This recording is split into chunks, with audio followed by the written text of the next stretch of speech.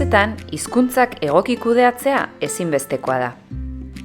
Izan ere, mundu globalizatuan bizi gara, eta hainbat hizkuntzarekin egiten dugu topo egunerokoan.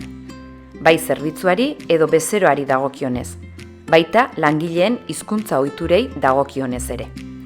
Gure inguruko enpresen kasuan, euskara kontuan hartu beharreko hizkuntza da negoziorako faktore gisa, langileen balio motibatzaile gisa edo gizarte erantzunkizunaren adierazle modura.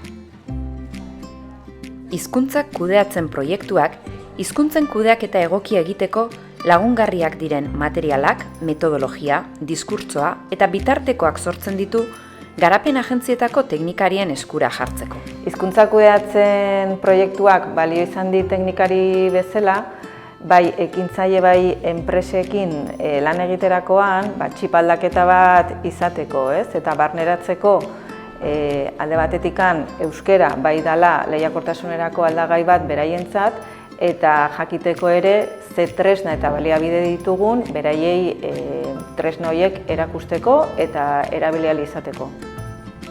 Helburua da, garapen agentziek euren teknikarien bidez, enpresei ulertaraztea hizkuntzen kudeaketa egokia egitearen garrantzia eta aholkularitza zerbitzua eskaintzea. Gure inguruko enpresek euskara lehiakortasun elementu gisa landu dezaten.